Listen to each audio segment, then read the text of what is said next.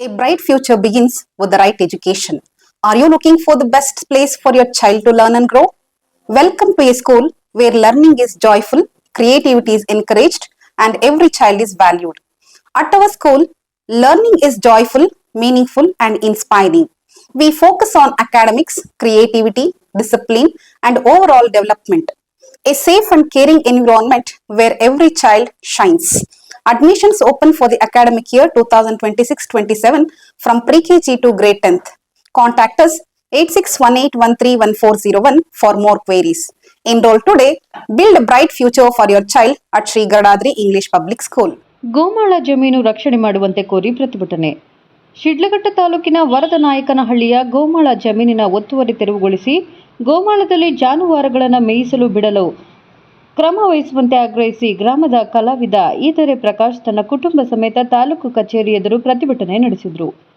ಗ್ರಾಮಕ್ಕೆ ಹೊಂದಿಕೊಂಡಂತೆ ಗೋಮಾಳ ಜಮೀನು ಇದೆ. ಸದರಿ ಗೋಮಾಳವನ್ನು ಕೆಲ ಬಲಾಢ್ಯರು ಒತ್ತುವರಿ ಮಾಡಿಕೊಂಡಿದ್ದಾರೆ. ಆದರೆ ದಲಿತರು ಸೇರಿದಂತೆ ನಿವೇಶನ ಮತ್ತು ವಸತಿ ರೈತರ ಕಸ ಕಡ್ಡಿ ಹಾಕಿಕೊಳ್ಳಲು ತಿಪ್ಪೆಗೂ ಅಡ್ಡಪಡಿಸುತ್ತಾ ಇದ್ದಾರೆ. ಸಾಕಷ್ಟು ಜಾನುವಾರುಗಳಿದ್ದು ಜಾನುವಾರುಗಳಿಗೆ ಮೇವು ಇಲ್ಲದಂತಾಗಿದೆ.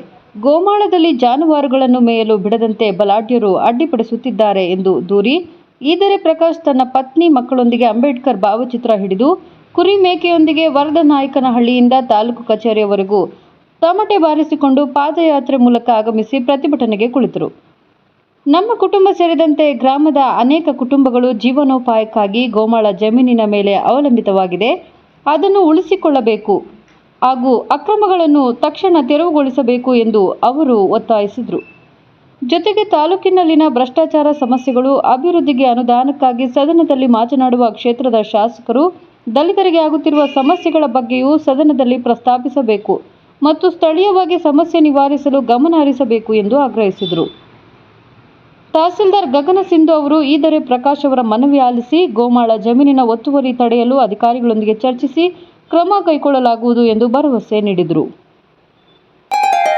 ಗ್ರೇಟ್ ಇಂಡಿಯಾ ಎಲೆಕ್ಟ್ರಾನಿಕ್ಸ್ ವತಿಯಿಂದ ನಮ್ಮ ಎಲ್ಲಾ ಗ್ರಾಹಕರಿಗೆ ಶುಭಾಶಯಗಳು. ನಮ್ಮಲ್ಲಿ ಎಲ್ಲಾ ಬಗೆಯ ಎಲೆಕ್ಟ್ರಾನಿಕ್ಸ್ ಮತ್ತು ಗೃಹ ಬಳಕೆಯ ವಸ್ತುಗಳ ಮೇಲೆ ಆಕರ್ಷಕ ಫಿನಾನ್ಸ್ ಸೌಲಭ್ಯದೊಂದಿಗೆ ಭಾರಿ ಡಿಸ್ಕೌಂಟ್ ನೀಡಲಾಗುತ್ತಿದೆ. ನಿಮ್ಮ ಮನೆಯನ್ನು ಮತ್ತಷ್ಟು ಸುಂದರಗೊಳಿಸಲು ನಗರದಲ್ಲಿ ನಂಬರ್ 1 ಶೋರೂಮ್ ಆದ ಗ್ರೇಟ್ ಇಂಡಿಯಾ ಎಲೆಕ್ಟ್ರಾನಿಕ್ಸ್ಗೆ ಇಂದೇ ಭೇಟಿ ಕೊಡಿ. ಗುಣಮಟ್ಟದ ವಸ್ತುಗಳು, ಉತ್ತಮ ಸೇವೆ, ರಿಯಾಯಿತಿ ದರಗಳು. ಇಂದೇ ಭೇಟಿ ಕೊಡಿ. ಗ್ರೇಟ್ ಇಂಡಿಯಾ ಎಲೆಕ್ಟ್ರಾನಿಕ್ಸ್, ಅಮೀರ್ ಬಾಬಾ ದರ್ಗಾ ಹತ್ತಿರ, ದಿಬ್ಬೂರ್ಹಳ್ಳಿ ರಸ್ತೆ, ಶಿಡ್ಲಘಟ್ಟ.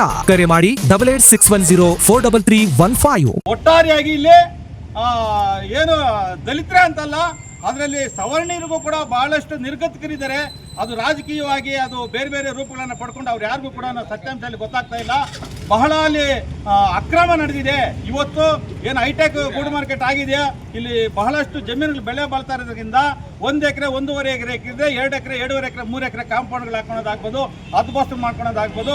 ಇದು ನಮ್ಮದು, ನಾನು ಅವಾಗಿಂದ ಇದ್ದೀನಿ, ನನ್ನ ಪೂರ್ವಿಕರು ಅವ್ರು ಇದ್ರೆ ಅವ್ರದ್ದು ಹಾಕೊಳ್ಳಿ. ಸರ್ಕಾರಿ ಜಮೀನು ರಾಸುಗಳಿಗೆ ಮೀಸಲಿರ್ತಕ್ಕಂಥ ಗೋಮಾಳವನ್ನು ನಾವು ಕೇಳ್ತಾ ಇದ್ವಿ. ನಮ್ಗೆ ಹಕ್ಕಿಲ್ವಾ? ತಾಲೂಕು ದಂಡಾಧಿಕಾರಿಗಳು ನಮಗೆ ಈ ದನಕರುಗಳನ್ನು ನಾವು ಮೇಯಿಸ್ಕೊಂಡು ಜೀವನ ಮಾಡಬೇಕಾಗಿದೆ. ನಾನು ಪತ್ರಕರ್ತನಾಗಿ ಜೀವನ ಮಾಡಬೇಕಾಗಿದೆ, ನಾನು ಕಲಾವಿದನಾಗಿ ಜೀವನ ಮಾಡಬೇಕಾಗಿದೆ, ನನ್ನ ಕುಟುಂಬವನ್ನು ಪೋಷಣೆ ಮಾಡಬೇಕಾಗಿದೆ. ಹಾಗಾಗಿ ನೋಡಿ, ಇಲ್ಲಿರ್ತಕ್ಕಂಥ ಗೋವುಗಳಿಗೆ ಗೋಮಾಳವನ್ನು ದಯಮಾಡಿ ನೀವು ತಾಲೂಕಿರ್ತಾರ ಅವ್ರು ತೋರಿಸ್ಬೇಕು. ಯಾರು ಪರ್ಮಿಷನ್ ಕೊಟ್ಟರು? ಬಡವರು ಏನಾದರೂ 1 ಅಡಿ 10 ಅಡಿ ಇದ್ರೆ ಸಾಕು, ಅವ್ರವ್ರ ಮಧ್ಯೆ ಕಿತ್ತಾಡ್ಕೊಂಡು ಸಾಯಿಲ್ಲ ಅಂತ ಹೇಳ್ಬಿಟ್ಟು ಕೇಸ್ಗಳು ಹಾಕೊಂಡು ವರ್ಷಾನುಗಟ್ಟಲೆ ಅವ್ರು ಸಂಪೂರ್ಣವಾಗಿ ನಾಶ ಆಗ್ತಕ್ಕಂಥ ಕೆಲಸ ಆಗ್ತಿದೆ.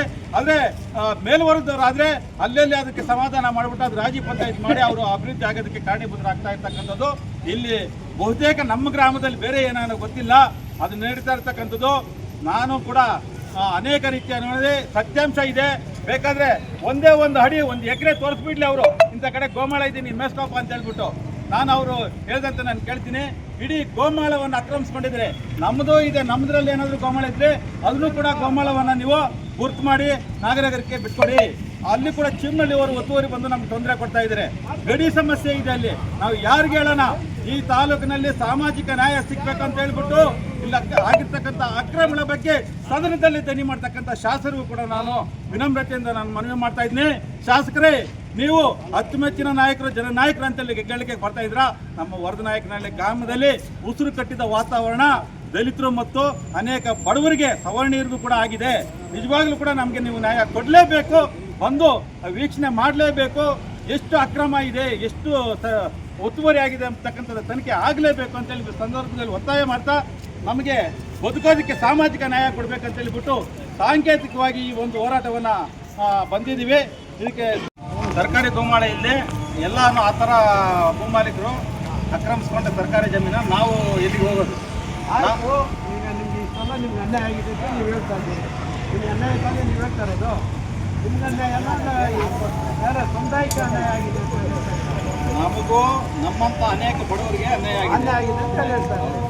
ಅದಕ್ಕೆ ಕಾನೂನಲ್ಲಿ ಅವಕಾಶ ಅದಕ್ಕೆ ಸಾಂಕೇತಿಕವಾಗಿ ನಾವು ನಮ್ಮ ಇದನ್ನು ತಹಸೀಲ್ದಾರ್ಗೆ ಮನವಿ ಕೊಟ್ಟು ಇವತ್ತು ಸಾಂಕೇತಿಕವಾಗಿ ಇವತ್ತು ಕೊಟ್ಟು ಹೋಗ್ತೀವಿ.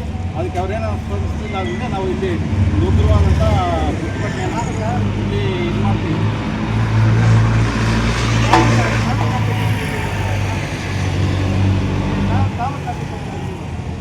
ಆಯಿತು, ಈಗ ನಾನು ಹೇಳೋದು ಏನಂದರೆ ಆಗಿದೆಯಲ್ಲ, ಅದಕ್ಕೆ ನಿಮಗೆ ನಾವೇನೋ ಇನ್ಫಾರ್ಮೇಷನ್ ಕೊಟ್ಟಿಲ್ಲ. ನಾನು ನಿನ್ನೆ ಅದಾಗಿ ಸರ್ವೆ ಮಾಡಿಕೊಂಡು ಇಟ್ಕೊಳ್ತೀವಿ ಅಂತೇಳಿ ಹೇಳಿದ್ರು. ಇವತ್ತು ಏಕಾಏಕಿ ತಲ್ಲಿಗೆ ಇದು ಮಾಡಿದ್ದಾರೆ. ಹಾಗಾಗಿ ನಮ್ಮ ಮನವಿಯನ್ನು ಸಾಂಕೇತಿಕವಾಗಿ ತಾಲೂಕು ದಂಡಾಧಿಕಾರಿಗೆ ಕೊಟ್ಟೋದಕ್ಕೆ ಸಾಂಕೇತಿಕವಾಗಿ ಒಂದು ಅಲ್ಲಿಂದ ಊರಿಂದ ಪಾದಯಾತ್ರೆ ಬಂದಿದ್ದೀವಿ. ನೀವು ಬನ್ನಿ, ನೀವು ಮಾಡಿ ಸಂತೋಷ. ನಿಮಗೆ ಅದೊಂದು ಹಕ್ಕಿದೆ, ಕೇಳೋ ಹಕ್ಕಿದೆ, ನೀವು ಕೇಳೋ ಹಕ್ಕಿದೆ, ಕೇಳಿ. ಅದಕ್ಕೆ ಮೊದಲು ಬರಲು ಸಂಬಂಧಪಟ್ಟ ಇಲಾಖೆ, ಈಗ ಸಂಬಂಧಪಟ್ಟ ಜನರು ನಾವಿದ್ದೀರಿ. ಈಗ ನಮ್ಮ ಟೌನ್ ಲಿಮಿಟ್ ಆಗಿರೋದ್ರಿಂದ ನೀವು ಬಂದಿದ್ದೀರಿ. ನಿಮಗೆ ರಕ್ಷಣೆ ಕೊಡಬೇಕು ಮತ್ತು ಮತ್ತೊಂದು ನೀವು ನಮಗೆ ಒಂದು ರೈಟಿಂಗ್ನಲ್ಲಿ ನೀವು ಯಾಕೆ ಒಂದು ಮನವಿಯನ್ನು ಕೊಟ್ಟಿಲ್ಲ? ಸಾಮಾಜಿಕ ಇದರಲ್ಲಿ ಅನ್ಕೊಟ್ಟು ಆಮೇಲೆ ಫೋನ್ ಮಾಡಿ